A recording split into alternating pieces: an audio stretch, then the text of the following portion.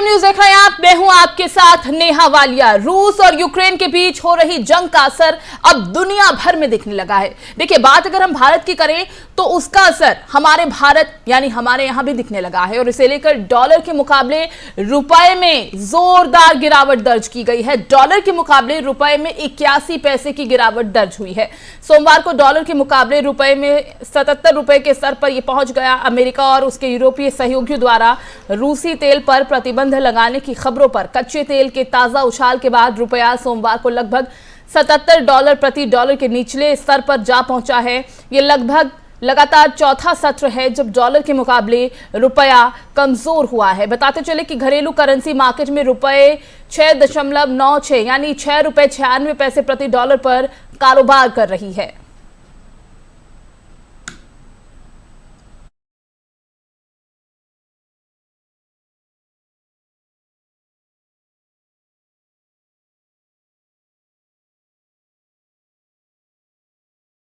एकदम से ये हम नहीं मान सकते कि इस तरह से रुपया कमजोर हुआ है, क्योंकि जिस तरह से हम देख पा रहे हैं कि रूस यूक्रेन पर लगातार हमलावर हैं और इसी के लेकर डॉलर के मुकाबले रुपए में जोरदार गिरावट दर्ज की गई है। डॉलर के मुकाबले रुपए में 81 पैसे की गिरावट दर्ज की गई है। इसी के साथ कच्चे तेल के उबाल से भी कह सकते हैं कि बाजार फिसला है।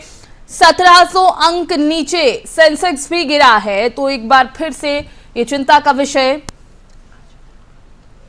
इसी पर ज्यादा बातचीत के लिए इकोनॉमिस्ट आकाश जिंदल साहब हैं हमारे साथ। सर, बहुत बहुत स्वागत एफएम न्यूज में आपका।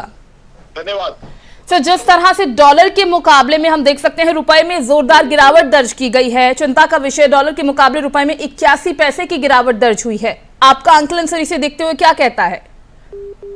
देखिए, सीधा सा एनालिसिस है। रशिया यूक्रेन क्राइसिस अब एक्सट्रीम लेवल पे पहुंच गया है। मैंने पहले ही प्रेडिक्शन की थी कि इसकी वजह से रुपी हमारा फॉल कर सकता है और ये दिक्कत हर आदमी को इम्पैक्ट करेगी। इसकी वजह से पेट्रोल डीजल महंगा होगा, हर आम आदमी की जिंदगी महंगी होगी, चाहे वो मेरा रिक्शा चलाने वाला भाई हो, चाहे मेरी वो बहन हो जो घरों में पार्ट टाइम काम करती है। हर व्यक्ति जिसको शायद रशिया यूक्रेन का पता भी ना हो क्या हो रहा है, उसकी भी जिंदगी महंगी हो जाएगी।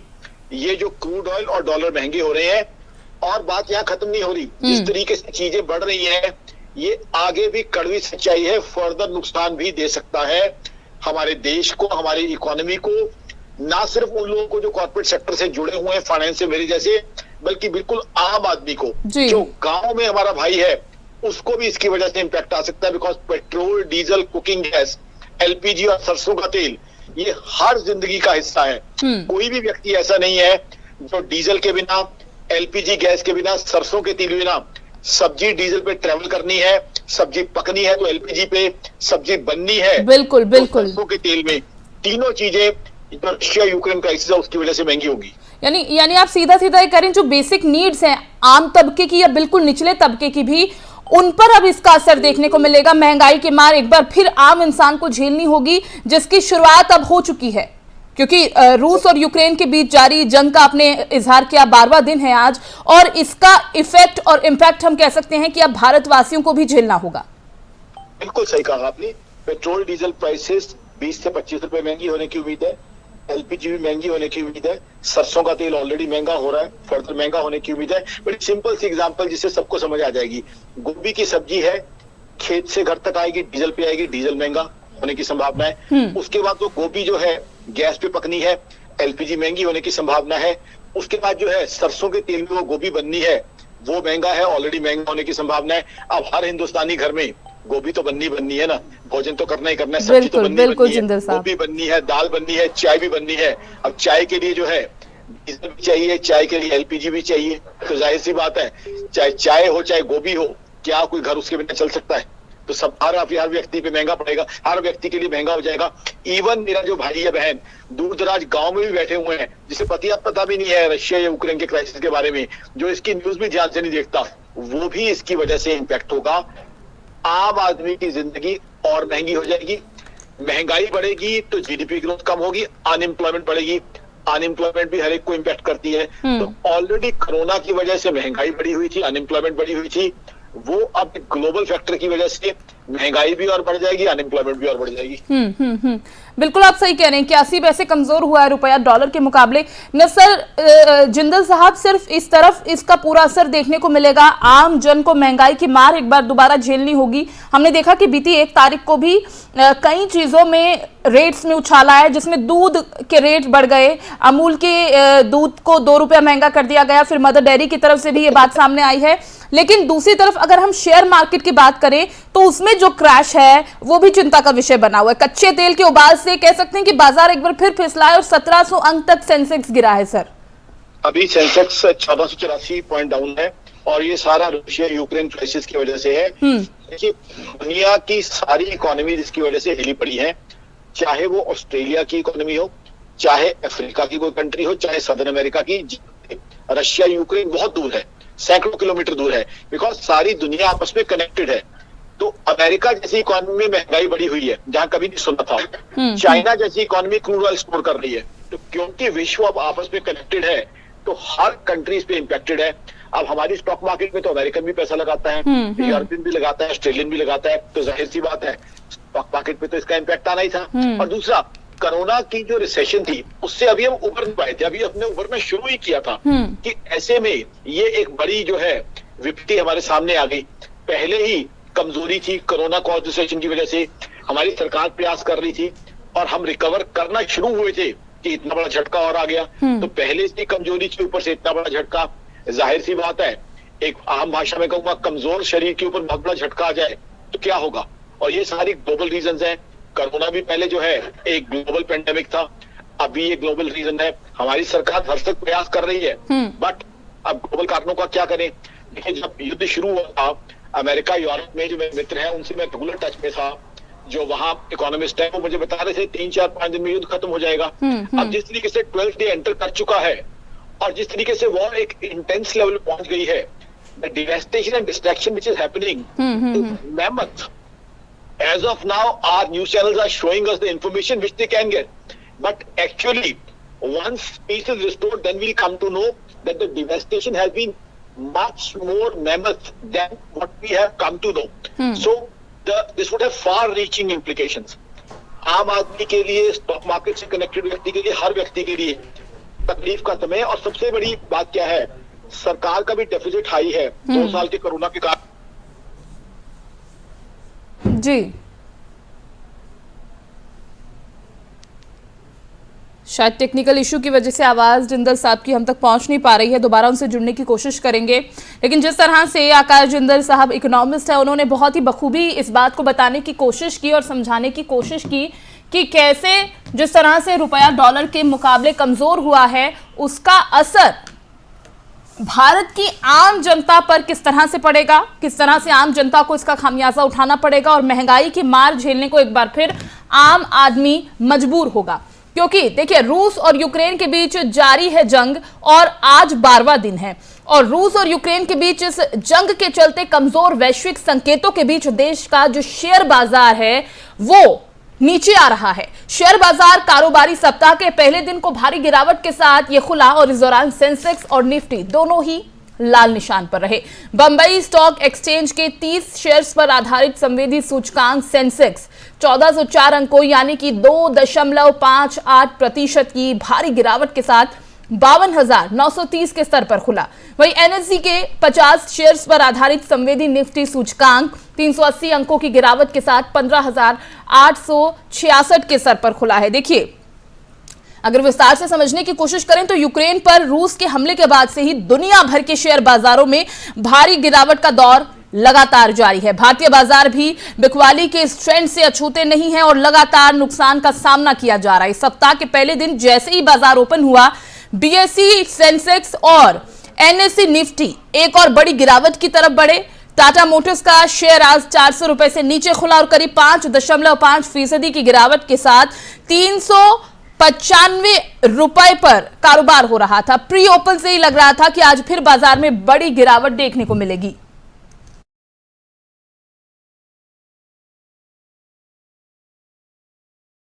जिस तरह से गिरावट देखने को मिल रही है प्री ओपन सेशन में,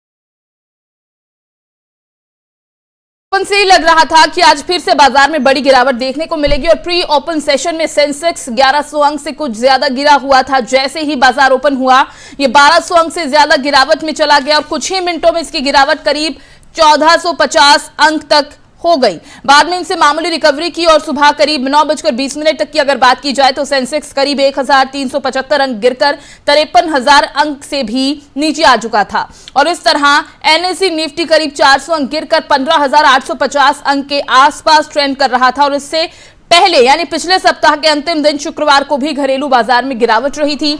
शुक्रवार को सेंसेक्स करीब 769 अंक गिरकर 54,333 अंक पर रहा था। निफ्टी भी 1.53% गिरकर 16,245 अंक पर बंद हुआ था। गुरुवार को दिन का कारोबार खत्म होने के बाद सेंसेक्स 366.22 अंक के नुकसान में रहा और 55,102.68 अंक पर बंद हुआ था।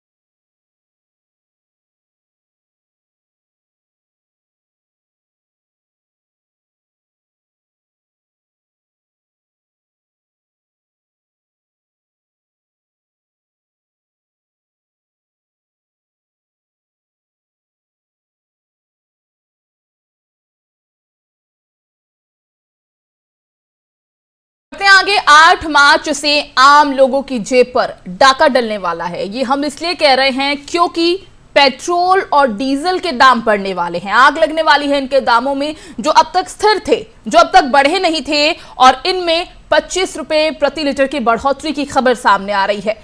आपको बता दें कि जो जानकारी मिल पा रही है उसके हिसाब से 8 मार्च 2022 से आम लोगों की जेब पर डाका डलने वाला है क्योंकि 8 मार्च के बाद से पेट्रोल डीजल के दामों में बढ़ोतरी देखी जाएगी। 8 मार्च से पेट्रोल डीजल के दामों में 25 रुपए प्रति लीटर तक का इजाफा हो सकता है। वो इसलिए क्योंकि रूस और यूक्रेन युद्ध के चलते अंतर्राष्ट्रीय बाजार में कच्चे तेल के दाम 14 साल के उच्चतम स्तर पर जा पहुंचे हैं। 5 राज्यों में विधानसभा चुनाव के तहत आखिरी दौर का मतदान 7 मार्च को खत्म होने जा रहा है, जिसके बाद सरकारी तेल कंपनियों को पेट्रोल डीजल के दाम बढ़ाने की हरी झंडी दे दी गई है, जिसके बाद तेल कंपनियां अपना दाम बढ़ाना शुरू कर देंगी। अब आपको बताते हैं कि सवाल जो आपके मन में होगा कि आखिर पेट्रोल और डीजल के दाम कितने बढ़ सकते हैं। देखिए, अनुमान है कि मंगलवार यानी 8 मार्च से पेट्रोल डीजल के दाम फिर से हर रोज दैनिक आधार पर बढ़ सकते हैं। कच्चे तेल के दामों में हर $1 की बढ़ोतरी होने पर सरकारी तेल कंपनियां पेट्रोल डीजल के दामों में 40 पैसे प्रति लीटर तक बढ़ाती हैं। 1 दिसंबर 2021 को $68 प्रति बैरल के न्यूनतम स्तर तक छूने के बाद से कच्चा तेल अब $139 प्रति बैरल पर आ चुका है, यानी $69 प्रति बैरल से ज्यादा कच्चा तेल पिछले करीब 97 दिनों में महंगा हो चुका है और $5 तक कच्चे तेल के दामों में बढ़ोतरी के बाद ₹2 प्रति लीटर पेट्रोल डीजल महंगा होता है।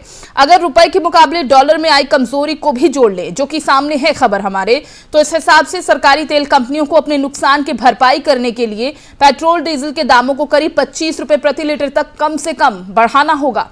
साफ है कि कच्चे तेल के दामों में ये इजाफा भारतीयों को सबसे ज्यादा परेशान करने वाला है, जो खपत के लिए आयात पर निर्भर है। भारत अपने ईंधन खपत का 80% आयात करता है और कच्चे तेल के और महंगा होने के आसार, रूस से तेल की आपूर्ति में व्यवधान की आशंका से अंतर्राष्ट्रीय स्तर पर कच्चे तेल का दाम 2008 के बाद पहली बार $139 प्रति बैरल के स्तर पर पहुंच गया है। जेपी मॉर्गन ने भविष्यवाणी की है कि रूस के आने वाले सप्लाई अगर 2022 में पूरे साल जारी रही तो इस साल कच्चे तेल का भाव $185 प्रति बैरल के भाव को भी छू सकता है। पिछले साल नवंबर की शुरुआत में जब पेट्रोल और डीजल की कीमतों में वृद्धि पर लगाम लगी थी, तब कच्चे तेल की औसत कीमत $81.5 प्रति बैरल थी। 4 मेट्रो में पेट्रोल डीजल के दाम फिलहाल दिल्ली में अगर हम बात करें तो दिल्ली में पेट्रोल ₹95.41 प्रति लीटर है, डीजल ₹86.67 प्रति लीटर है। मुंबई वासियों के लिए पेट्रोल की कीमत ₹109.98 है तो डीजल ₹94.14 प्रति लीटर मिल रहा है। चेन्नई की बात करें तो पेट्रोल के लिए ₹101.40 प्रति लीटर यहां पर पेट्रोल है और डीजल के दाम है 91 रुपए 43 पैसे प्रति लीटर। कोलकाता में पेट्रोल की कीमत 104 रुपए 67 पैसे चुकानी पड़ रही है और डीजल मिल रहा है 79 रुपए 78 पैसे प्रति लीटर। तो ये तो आज के दाम है। जरा सोचिए कि चुनाव खत्म होने के बाद सरकारी तेल कंपनियों ने अपने नुकसान की भरपाई के लिए पेट्रोल डीजल के दाम बढ़ाना शुरू किया तो देश में महंगाई का आलम क्या होगा, क्योंकि जिस तरह से बढ़ोतरी की बात की जा रही है और ऐसा कयास पहले से ही लगाए जा रहे थे। इकोनॉमिस्ट जो जुड़ रहे हैं या फिर जो राजनीतिक विश्लेषक है उनका भी ये कहना था कि 5 राज्यों में विधानसभा चुनाव है, दूसरी तरफ रूस और यूक्रेन के बीच जो युद्ध है वो लगातार जारी है। ऐसे में जो हालात बने हुए हैं उसकी वजह से अगर नुकसान उठाना पड़ा तो भारत में महंगाई बढ़ सकती है, पेट्रोल डीजल के दाम बढ़ सकते हैं, जिसकी वजह से सबसे ज्यादा जो परेशानी होगी वो आम जनता को होगी। आम जनता को इसका नुकसान उठाना पड़ेगा और खबरें ये हैं कि 8 मार्च से आम जनता की जेब पर डाका डाला जा सकता है। वो कैसे? पेट्रोल डीजल के दाम बढ़ने की वजह से और जिस तरह से भरपाई अगर की जाएगी तो उम्मीद की जा रही है कि प्रति लीटर 25 रुपए की बढ़ोतरी की जा सकती है। जैसे सोचिए कि महंगाई पर क्या असर पड़ेगा और पेट्रोल डीजल अगर महंगा होता है तो उसकी वजह से आम जन को कितना भारी नुकसान होगा।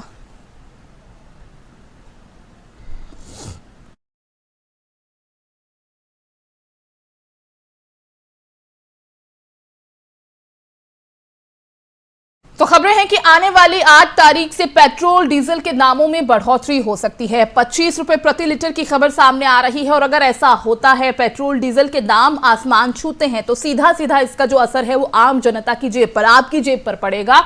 और पेट्रोल डीजल के दाम जो अब तक स्थिर थे, जैसे ही 5 विधानसभा चुनाव संपन्न होते हैं और रूस और यूक्रेन के बीच की जो स्थिति है, आज 12वां दिन है, युद्ध लगातार जारी है, उसका असर सीधा सीधा यहां इस हिसाब से देखने को मिलेगा और पेट्रोल डीजल के दाम में बढ़ोतरी की फिलहाल खबरें सामने आ रही हैं। फिलहाल एक छोटे से ब्रेक के लिए रुक रहे हैं, ब्रेक के उस पार भी हमारी कवरेज जारी रहेगी।